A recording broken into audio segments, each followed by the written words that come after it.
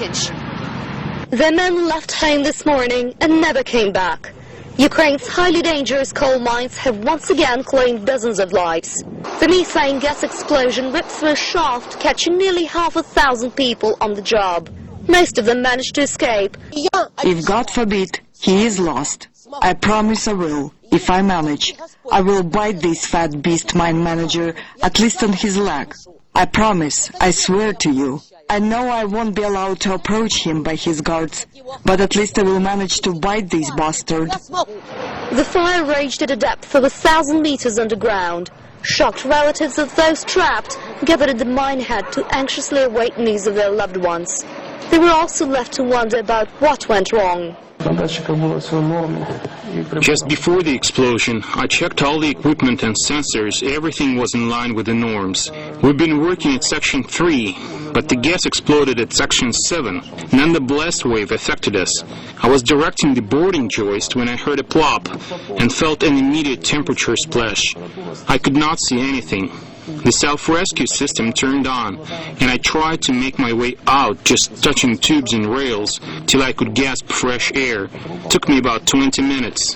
The government launched a special inquiry into the causes of the accident. Non-compliance with health and safety regulations and a breakdown in a ventilation shaft are among the reasons. The Prime Minister arrived at the scene to visit the injured and console the families of the dead. The exact amount will be determined by the actual need, but the preliminary sum that experts requested, 7.5 million hryvnias, has already been transferred. The Commission will definitely settle all social issues according to Ukrainian laws and the contracts between the mine administration and the miners. The coal-rich Donetsk region has had a string of serious accidents since 1991, claiming an average of 30 lives a year. President Viktor Yushchenko blames the government for not taking enough measures to reorganize the coal industry. The Prime Minister, Viktor Yanukovych, who arrived at the scene yesterday, blamed the nature for the accident. He said that this coal mine is classified as highly dangerous because of its geographical location and unexpected accumulation of methane gas. As to the labor union, they're blaming the mine owners for underinvesting and for not replacing obsolete equipment at the mines. And as to the people, they say that they may be guilty themselves because sometimes the miners ignore the gas sirens and continue working because the more coal they extract, the more money they make.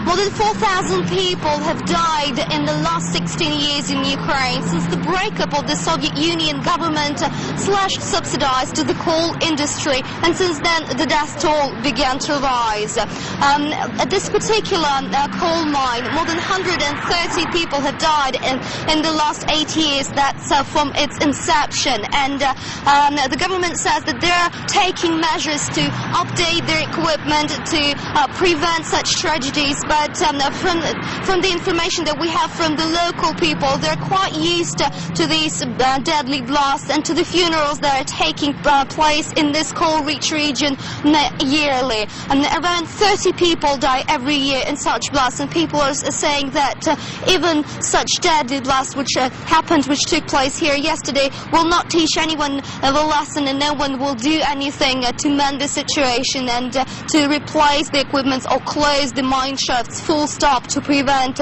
deaths in the future. So people are quite pessimistic that anything will be done in this regard. But President Yushchenko is arriving here today to see how the investigation is proceeding and to see what measures will be taken to prevent such tragedies in the future.